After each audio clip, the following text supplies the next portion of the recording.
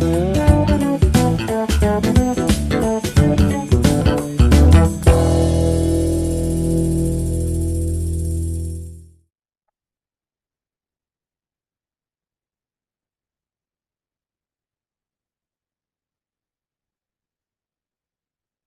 so hello everyone and welcome.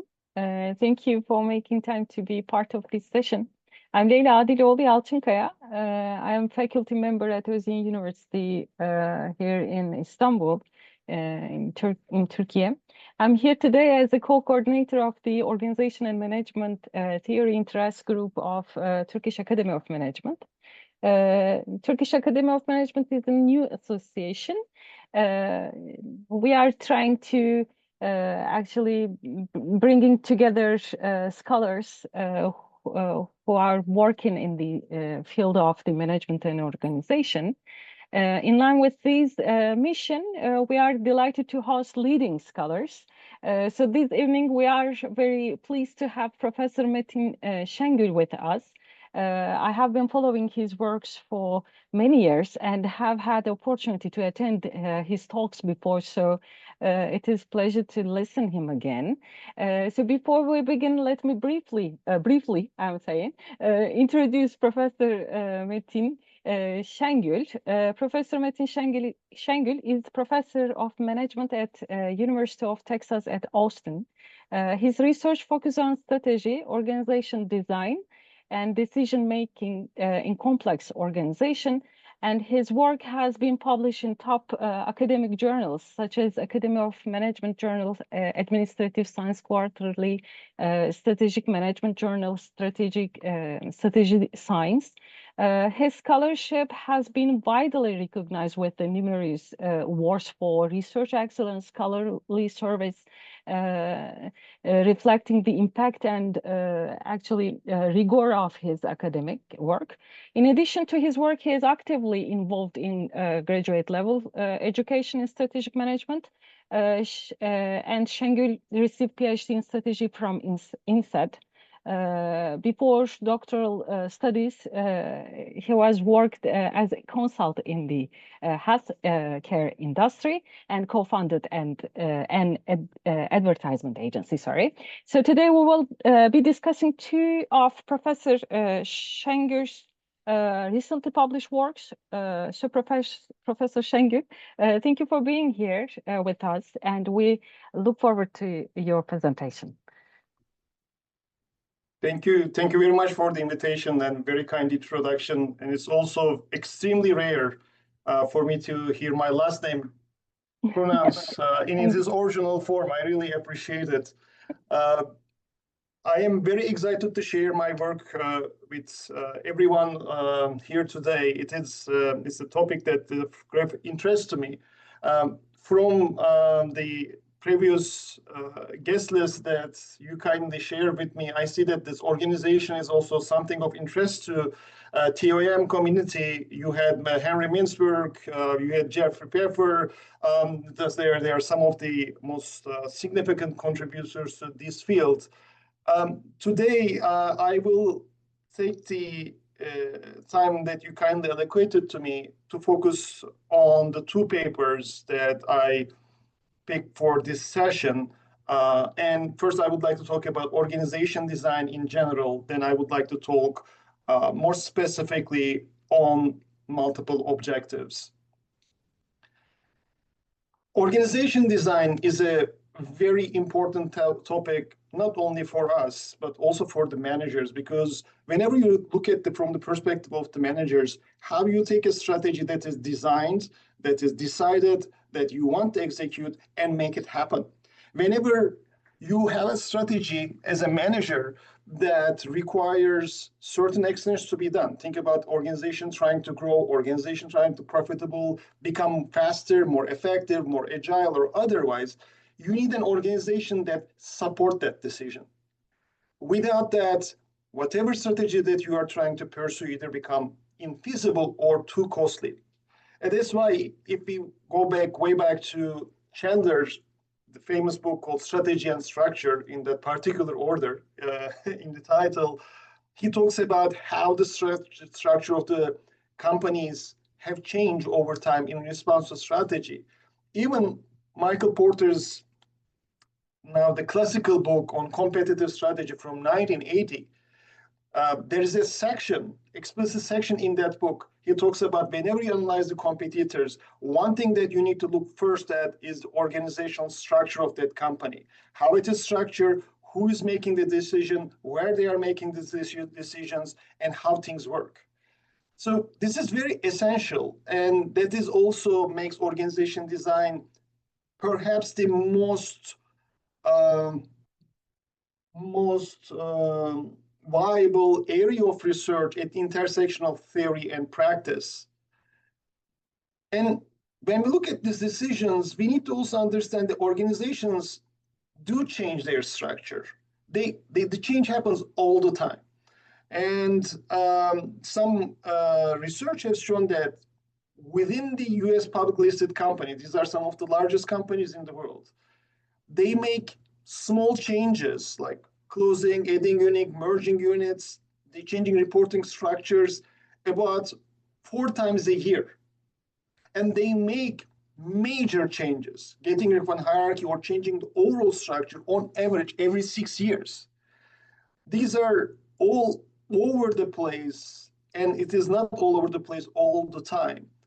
And if you ever been in a reorganization, or even advise somebody going through, the one thing that we know about the reorganization, this changes that they are also extremely challenging to implement. There are all sorts of problems that comes with implementing. It is challenging for the people in the organization to go through that. Also for the designer, the people who are changing the organization to make it work.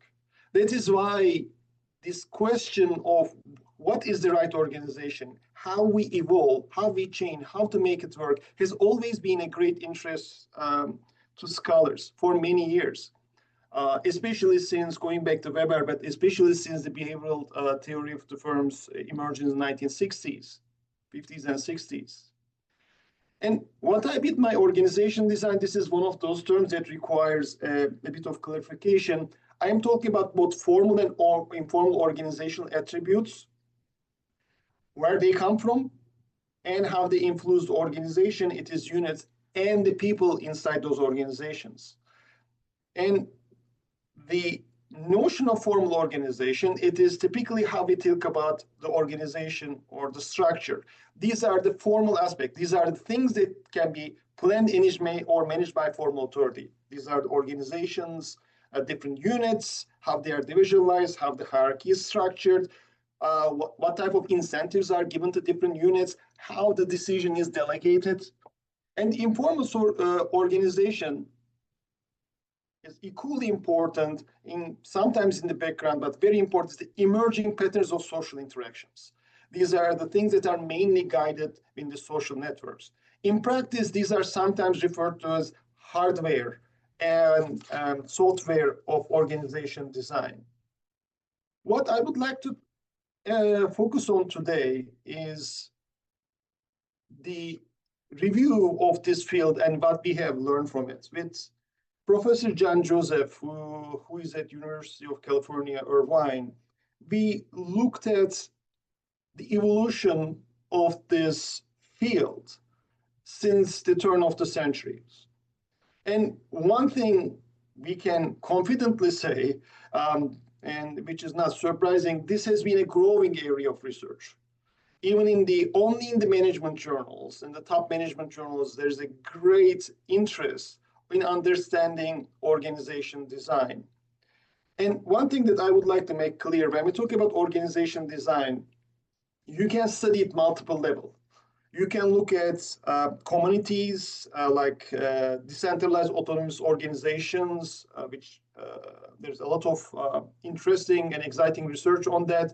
Online communities, you can look at the community level.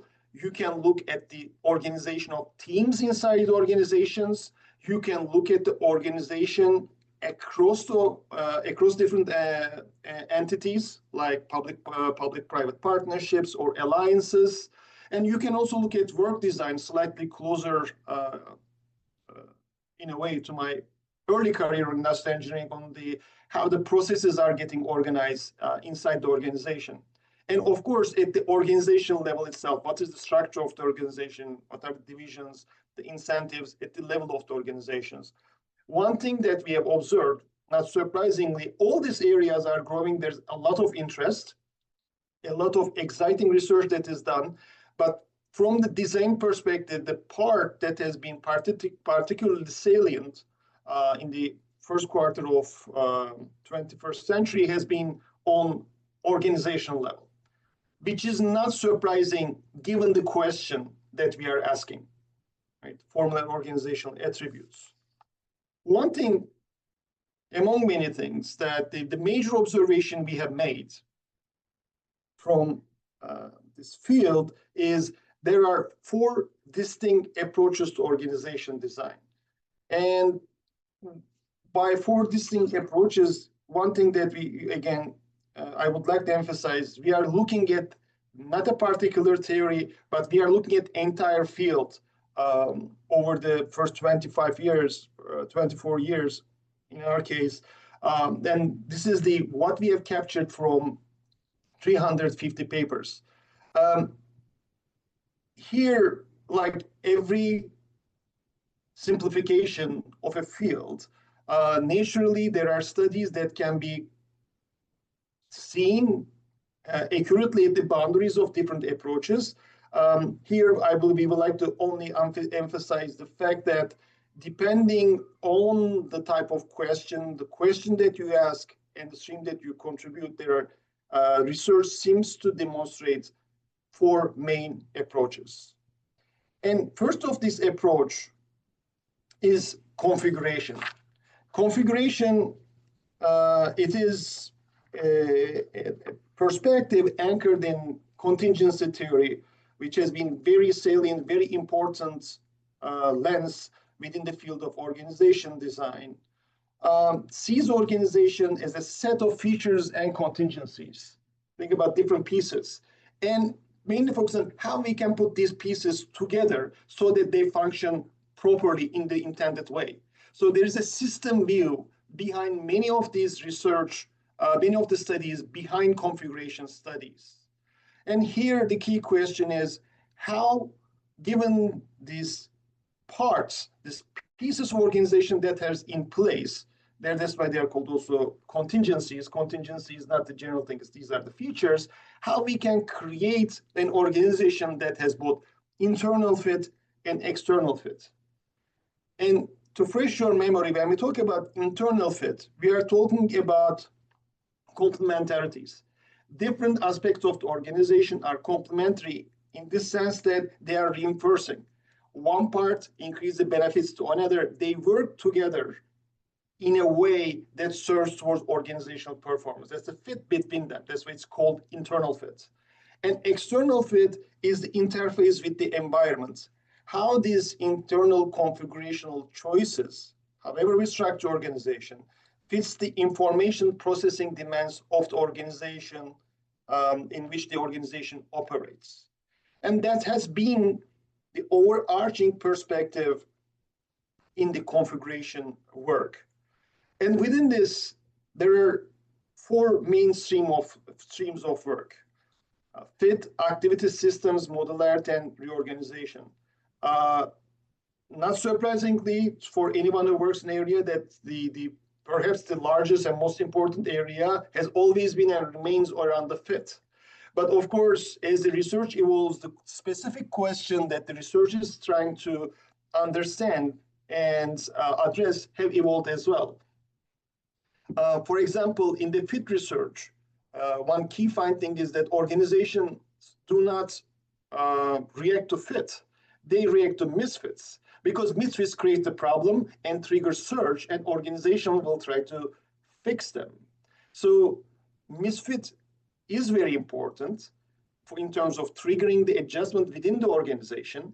And whenever we observe the misfit, then the multi-contingency perspective kicks in. So you are not trying to solve only one issue, you are trying to address multiple issues that supports and complementarity. Along this evolution, there are also very interesting studies on ambidexterity. Ambidexterity in the sense that organizations that support both exploration and exploitation over time. And also there are many interesting research, for example, around headquarters and headquarters design. Activity systems is an extension of the research on FIT, seeing the organization as a system of interdependencies and extending beyond and focusing on the interactions between those pieces. Modularity has been a very exciting area of research, and modularity, as the name implies, starts with the assumption that whenever you create different modules within the organization, you increase the interactions within that module, but it creates, of course, frictions with other modules in the organizations. So there's been interesting research, very exciting research, understanding the benefits and limit of modularity, and perhaps more accurately, when and how to use modularity within organizations, especially large organizations. And reorganization, when I teach organization design, that's the part that I like teaching most, because whenever you touch an executive MV organization, they react. They've been through the pain. That is some of the most difficult things to go through. Whenever it's about any organizational change, it is extremely challenging to do and to execute. When we talk about reorganization, for the sake of clarity, I would like to emphasize there are two main forms of reorganization: restructuring and reconfiguration. They are not always used consistently, but they represent two distinct forms of reorganization. When we talk about restructuring in terms of organization design, we are talking about the major changes in the organization. You go from the M form to U form. You eliminate an entire level of the organization. Okay? So that you change the organization in a major way. That's called restructuring. Reconfiguration, where most of the research has taken place over the past couple of decades, they don't focus on the major changes in the organization, but they focus about the modifying the organization given the superstructure. It still says it's a multi-unit organization, if you will, but then you observe when and under what conditions units are amalgamated, separated, for example, and what are the consequences of these choices. The second approach to organization design in research has been on control. This is also one of the most salient and older topics on organization design. Here, the starting premise is that seeing the organization not necessarily collection of features, but collection of individuals. And each individual have their own priorities, skills, goals, and aspirations. And whenever you see organization as a collection of individuals with different preferences, then they give rise to agency costs and agency problems. And here, given this, the emphasis has been how we create organizations that mitigate these costs. There will never be a perfect alignment that everybody in an organization will always want and prefer the same thing. Given that, how we can create the organization, structure organization in a way that these costs are mitigated. Around this, there are three mainstream of research. One part is on control systems, overall structure of the control inside the organization. And in particular, there's a lot of interest around peer control, also the interaction between formal control mechanisms and informal control mechanisms. Informal control mechanisms in terms of the interactions with the others and the expectations, they can serve as filtering mechanisms. Incentives has always been a very vibrant area of research within the field. And when we talk about incentives, we talk about many different forms of incentives. Incentives can take the form of high-powered incentives, high-powered in the sense that there are greater returns to your action. So then you are really more likely to follow whatever you are incentivized for. Think about a very strong bonus on doing X, whatever that X is. And low power incentives will be things like salary. So yes, efficiency wage and fire, getting risk of fire can play a role, but they are different than a very, very strong bonus, if you will, the high-powered incentives. For example, research has been shown that whenever collaboration is essential, salary-based systems tend to do better than people within the organization willing to collaborate. But whenever the incentive is driven towards what organization is taking the action, think about an investment bank, if you will, then the high-powered incentives are more effective. There are also other forms of incentives. Some incentives are generics, others are firm-specific. For example, Disney have discounts for their employees when they are using their facilities, they go to theme parks. Some organizations have other benefits as well. Some of them only anchored to organizations. So there is a lot of research about incentives, different types of incentives, also the general effect of the intensive in terms of not only the power, also the equity and equality within the organization and how the individuals react to that. And oversight, it is, if you will, this is monitoring. It's also an interesting area of research in that there's a lot of discussion about how much to centralize, how much to decentralize, how much to control, how much autonomy to give. It's a very vibrant discussion that we do not have a clear answer for, but still it is very interesting and exciting, especially with all the technological changes that we are going through. One of the things to keep in mind, for example, about oversight, what is the right span of control? That is not an as easy answer that we would think, because the moment we increase the span of control, a manager has 100 employees, one thing that the manager cannot do is micromanaging. So then they need to give a lot of autonomy. They give a lot of space for the individuals. If you use the go to Simon, this is where the ingenuity of the individuals may flourish because they have more space to think, more space to act. But another thing is with the span of control getting large, something is gained maybe for employees, but the other thing that is lost is in a large span of control, a manager having a lot of employees, a lot of direct reports, it is harder to provide guidance. It is harder to provide coaching. So that is why when we talk about span of control, small versus large, each has their benefit and cost, and finding the right span is not easy. It is one of the area I find it very fascinating, among other things, within oversight. The third approach to organization design focuses on channelization. Here, the organization is seen not as a collection of individuals, not as a collection of features, design features, but organization is a pattern of communication and relations.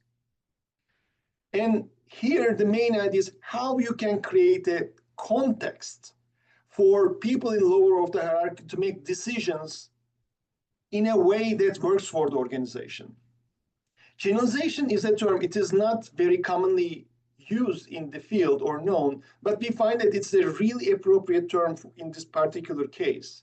Because even though channelization too is about guiding individuals towards organizational objectives like control, here the emphasis is not only on monitoring. Here is the emphasis is on the social context and psychological context of the organization. And the term channelization that we borrowed it from Herbert Simon. He talks about channelizing the behavior of the organization. We think that it is a good way of summarizing the research around communication and relations, pattern of communication relations inside the organization. Now, here there are three streams of research. Most of it has been, I would say, getting more salient within the 21st century. Their attention, for example, goes way back, of course, of Simon. Simon talks more about attention than information in his book. But the attention brought to management literature more actively in 1990s by Willie Ocasio, attention-based view. The application of those within the field of management, within the field of organization design is relatively new. It's less than 20 years old. Here the question is how you can use and understand the implication of the attention allocation, distributed attention, and performance feedback. For example, if you are familiar with the performance feedback research, if I'm not mistaken, yesterday Henrik Greve was giving a tutorial on performance feedback on SMS online yesterday. Here is compared to the expected outcome. It can be compared to your performance in the past, compared to your peers. If you under or overperform, you may have different reactions. If you think that you are falling back, you can see it's a problem, and the probabilistic search kicks in. Then you're more you're more prone to take risk, more prone to take action compared to a situation in which you meet or exceed expectations, if you will. The organization design research in this area takes this and looks at, is it always the same? For example, my co-author John Joseph has a paper with Viba Gaba looking at the performance feedback. What happens when a business unit falls back? Business unit is underperforming. What the business unit managers will do versus when the organization falls back, organization underperforming, but not the unit itself. And what they find, very interestingly, is the reactions are different. When it is your unit, it is a different thing in the sense that you're trying to solve the problem, but when the organization falling back, they don't really like a lot of risk. So depending on where the performance feedback is coming inside an organizational hierarchy, organization managers' likelihood of searching for solution and where they search them differ. Errors and biases, of course, it's a wide topic when you just look at the title, but this is about the errors and biases that are induced and solved by the organizational structure. Where we are in the organization makes us more prone to certain errors and biases than others, and that has been a growing area as well. And representations is understanding the organization. Whenever we don't have the complete mapping of an organization, that goes back to behavioral theory as well, as many of the research in this area, individuals make simplifications of the organization, if you will, entire system, and interdependence within. These are called representations. And these representations are not perfect by design. But research has shown, for example, that even when they are not perfect, they are still helpful to guide decisions. And those representations can evolve in very different ways. The final approach within the organization design studies over past 24 or 25 years is coordination. Here again, they are understanding the emphasis of the conceptualization of the organization changes. Now the organization is a system of interacting agents who must consider each other in making decisions. If you remember, control perspectives is organized a collection of individuals, but there the fact that they need to interact for their decision making is not central to that research question. Here we have interacting agents within the organization, individuals, units, teams, and for them to deliver whatever they need to deliver, they need to take into account and work with others. Then the question becomes, how do design choices allow organization to achieve individual units or individual members, if you will, the things they cannot do on their own?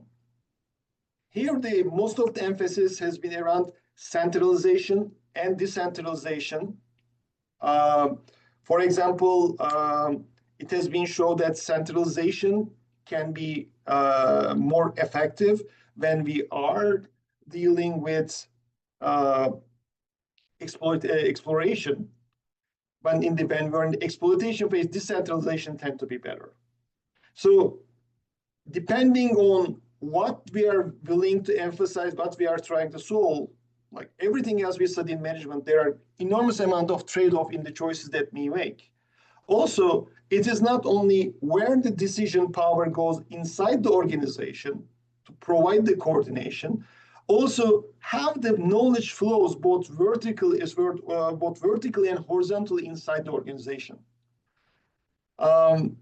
Here, particular agents may be effective, information processing channel may be effective, and of course, we discussed, I briefly mentioned earlier before, informational networks play a great deal of importance. And finally, the shared understanding, that is the part perhaps closest to organizational culture. Coordination can take place inside the organization when we have a shared understanding how things are done within this organization. I don't need to go and talk with person X, person Y, person Z to do certain things because I know that this is how it is done, this organization. And here there's a lot of interesting research about division of labor in particular. To summarize, most of the research, well, all of the research in this area starts with what is a design problem you are trying to solve as a researcher. The question is the starting point. You are focusing on creating the configuration, mitigating agency cost, establishing a context for decision making, or help interdependent architects to coordinate. So the question derives the first step of the research and their joint contribution. And then the question goes, now, whenever you decide what question to ask, what is the specific stream of literature you seek to contribute? And research has been extremely rich and also extremely diverse as well. Like everything else, I believe there are a lot of opportunity at the fringes of these fields moving forward. And the field has been very broad and very diverse, not only in theory, also in terms of the methods. As the field grow and all areas that I've been presenting, I've been introducing you, have been growing areas of research, configuration leading the way, not surprisingly. Again, this has been perhaps the most fundamental question that we start with, but all areas have been growing. One thing is, as the field is diverse, methodologically, there is a great deal of diversity as well. There are verbal theorizing, like we do publish in AMR, JMS, other journals. There is formal theorizing with modeling and simulations. There are qualitative and quantitative studies, and increasingly so, with the use of newer data collection techniques. Experiments, unfortunately, relatively... Gel annem gel. Özlemişim. And multi-methods, by the way, the one thing that I was trying to add, that was lovely. I was trying to add is experiments is something has been growing field, and the lab experiments in particular, I think there is a greater need and appreciation of the experiments moving forward. That is something that I would like to see more. In addition, diversity of the methods, of course, something will not surprise you. Depending on the question, you choose your method.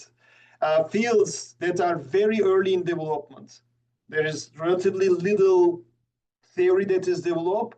There is still a lot of work on the theory development, both formal and informal. And the fields that are relatively older, like centralization, you see there's a lot of qualitative and quantitative work because we are now at a stage less on developing the theories, not that we stop developing, but there is a greater need to provide evidence for the theories that are already developed.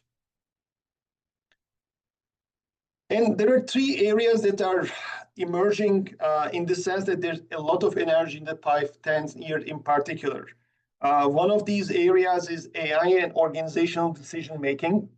Those of you who work in that area, I, in 1990s, took a class on AI. I mean, mathematically, these are not new, but the way they become a part of the organization with the advance of technology is new. So that is why there's enormous amount of energy around understanding how AI is influencing our organizations and decision making. Certain things will continue to evolve. Other things are more likely not. Funny Pronoun is a recent book. It is 24 or 25, I forget here, but I recommend it. Funny Pronoun is one of the thought leaders in the field of organization design. I really like how he sees and conceptualizes the topics. This book, I will confess, it is on my desk, but I didn't have a chance to read it yet. It's a very, very recent book. I had a chance to listen about certain discussion points. This will be one source that I will recommend if this is something of interest to you.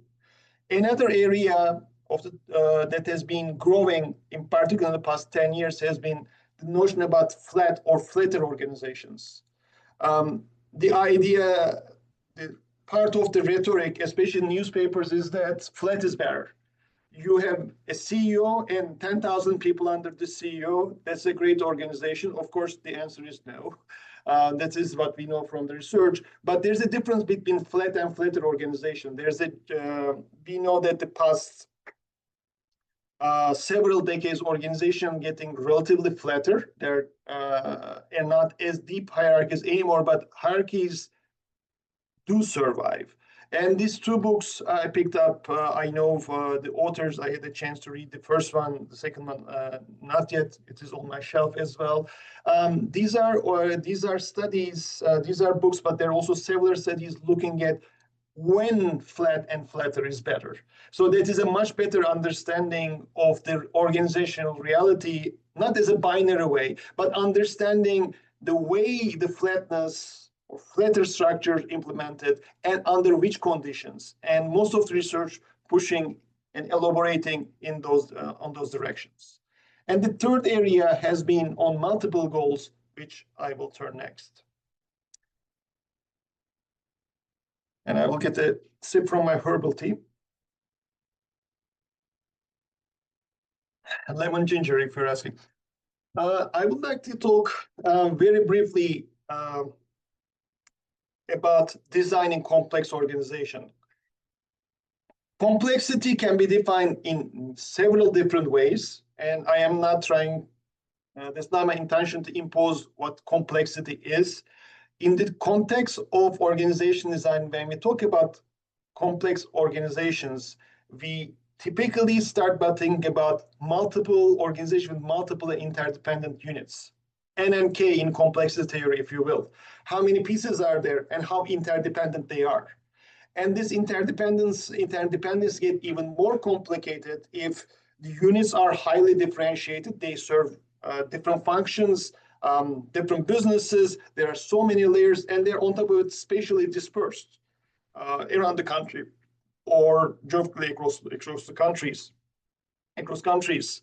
And then also organizations that are grappling with multiple and often conflicting goals. All of these creates complexities inside the organizations to be addressed.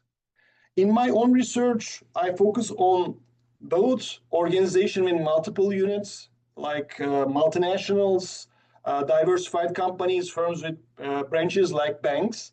That is, going back to my dissertation, I've been working a great deal around that. And also on the multiple goals, the very first paper that I've written in my life, that is number 11 on the right, this inter-organizational cooperation between not-for-profit organizations. This is the very first thing I ever written and published, was back in 2006. But it took me some time to get back to this, and I've been working intensely on multiple goals over the past 10 years, increasingly so.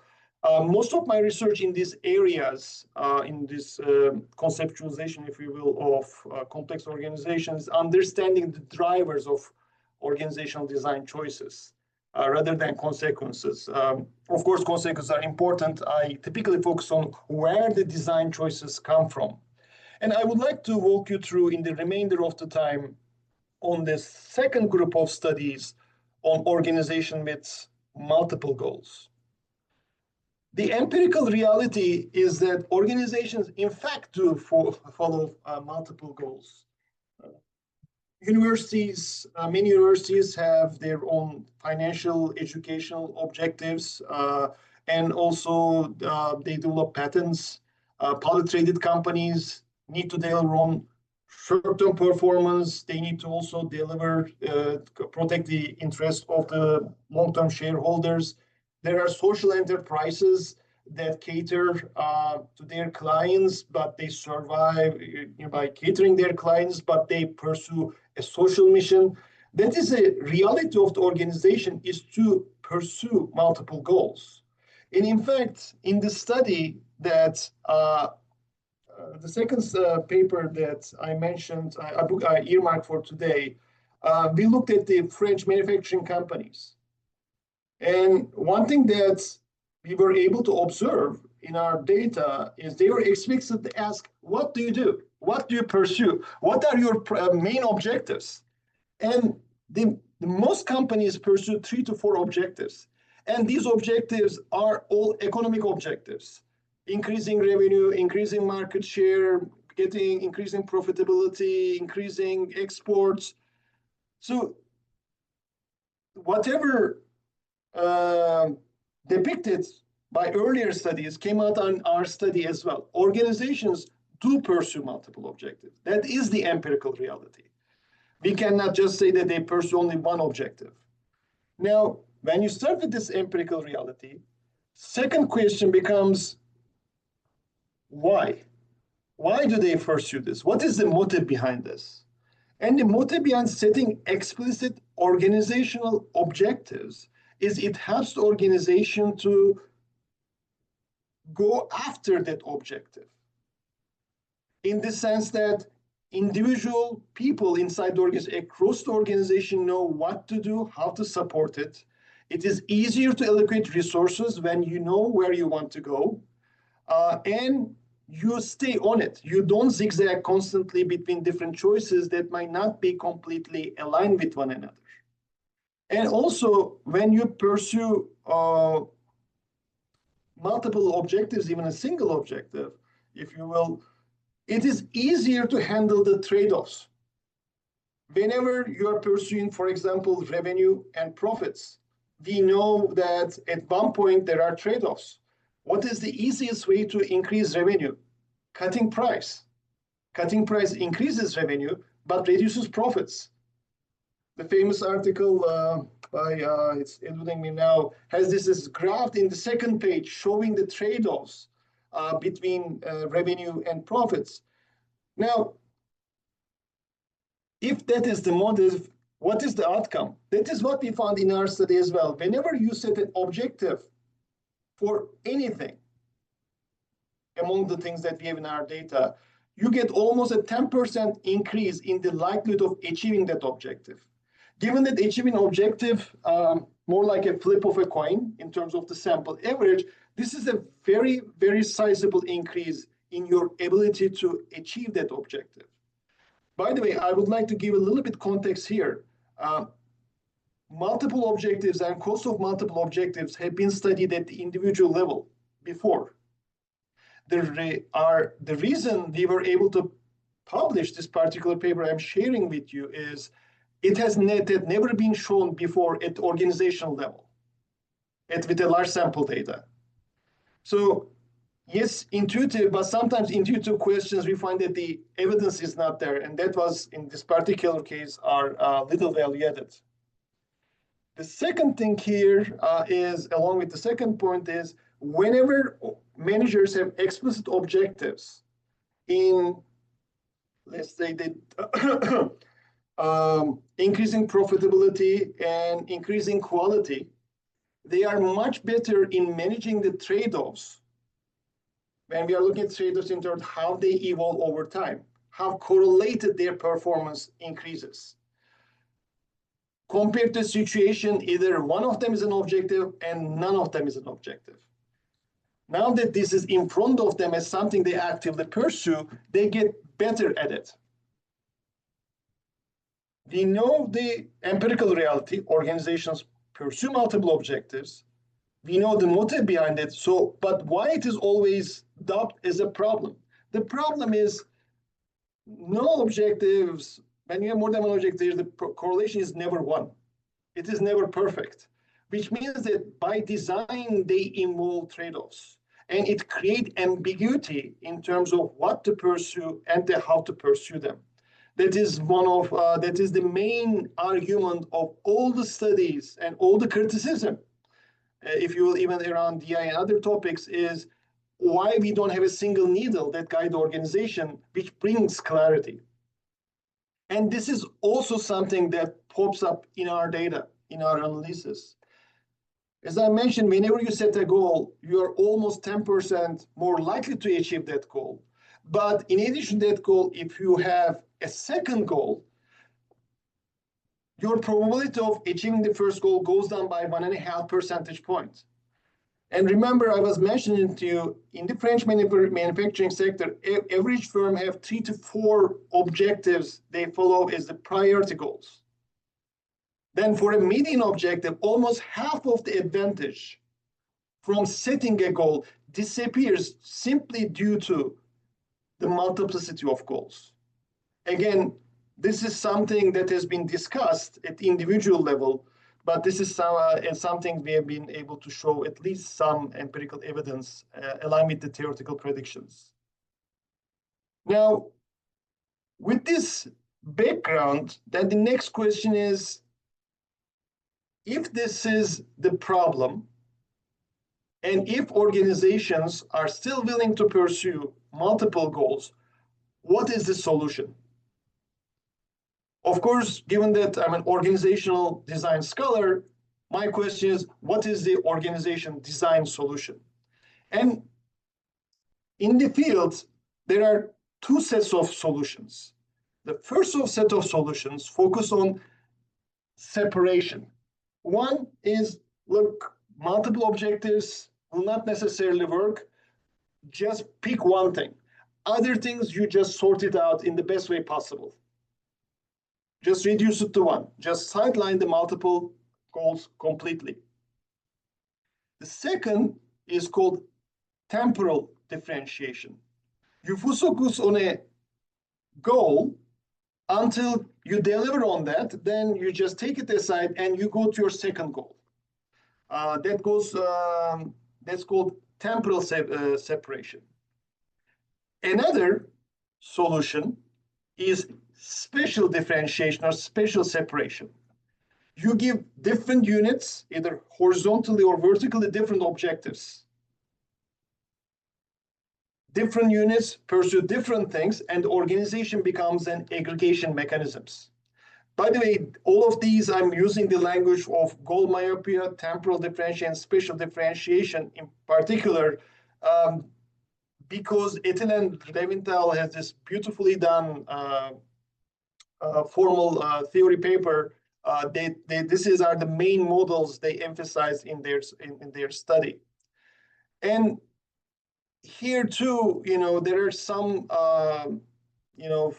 upsides and downsides in solution in terms of developing solutions.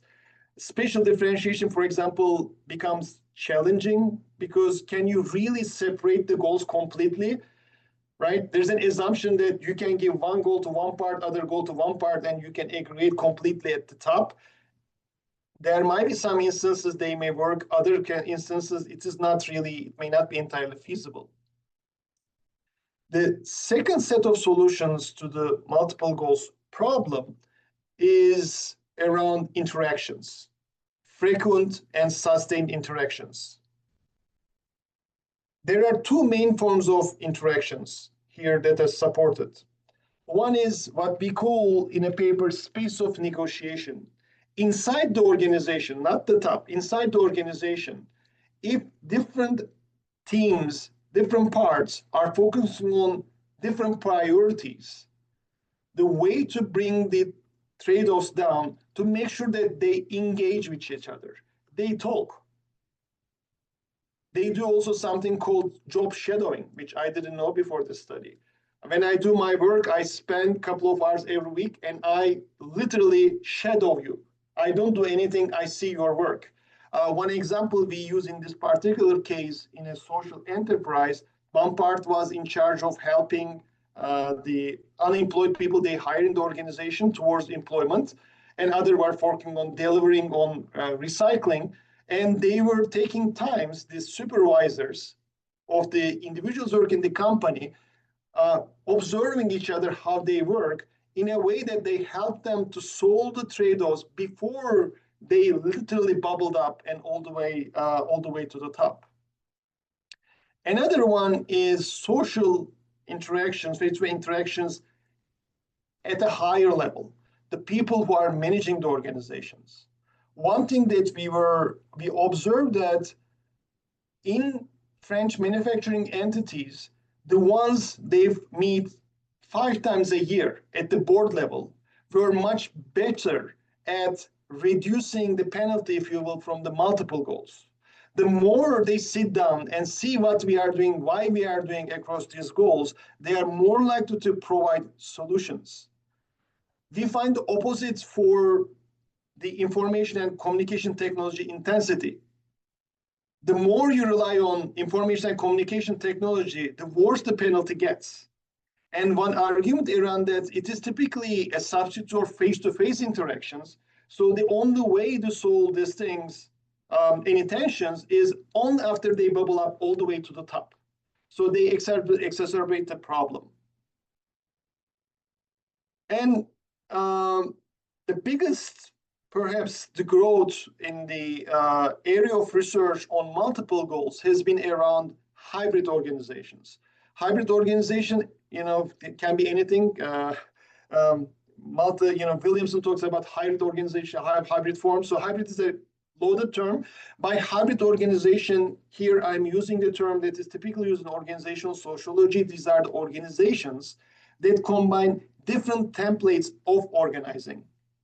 And the most well-known, if you will, or the very common, or at least an ideal type of hybrid organizations that combine financial and social purposes at their very core.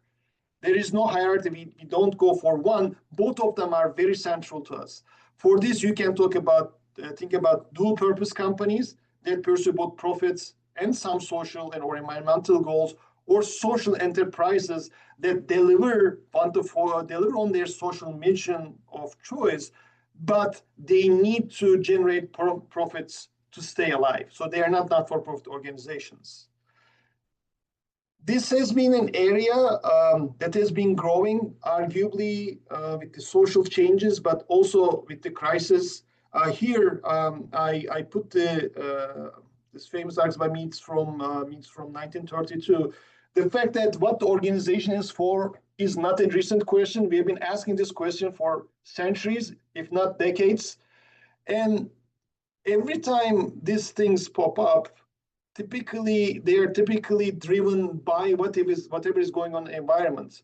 Means articles came around the time that AG and Volker Evans came with this book. It's a very interesting book. The pictures are perfect, but I read the book, so it is. It's not the easiest book to read. Let's put it that way. But it's a very interesting book. They are contemporary. The reason is that the moment we start questioning that what the organizations will typically come, and there's a crisis that triggers rethinking of our existing institution or our existing infrastructure. That's why most of the research on social environmental objectives, social versus financial objectives, popped up more so since the last financial crisis in Great Recession 2008 and 2009. Here too, there are different solutions. Some of them might be called in one of the articles hybrid organizing. It is about how you set goals, how you structure the organization, who you hire and how you socialize them into the organization, and how you manage the organization in general. Here, the list must the things that are going behind these things, because most of them requires a way of making work, very different set of choices and very different priorities.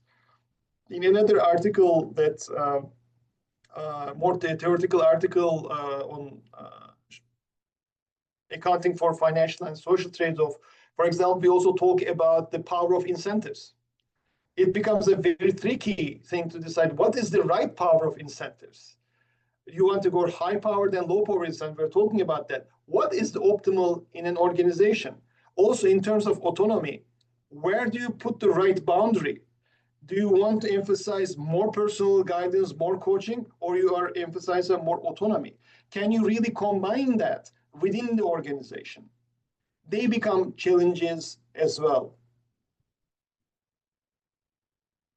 I would like to finish by highlighting this is an area that I have always liked, and I like it even more the more I work and the more I learn, and something that we are working on currently actively, and hopefully it will be published within the next 2 years, is a handbook on the topic with some of the major contributors in the field.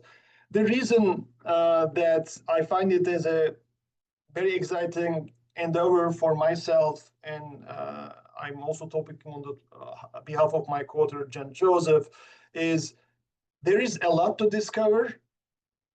There is also a lot to combine and learn. Collectivism of the fields. You're also, some of you work in this area, others, some of you work in other areas. One thing often is missing the collective wisdom. We all work in our particular area, particular question, we cite certain papers, but sometimes what we have accumulated, what we have collectively learned is lost, not because we don't care, but because of this, how our academic lives are structured. I see, and we see, a great value in pulling together the contributions of everybody in the field and learn from them collectively and move forward. With that, I would like to thank you for your patience and attention, and thank you again for the kind invitation. Yes, thank you very much. So I will stop recording, and if we have questions, then we can receive questions.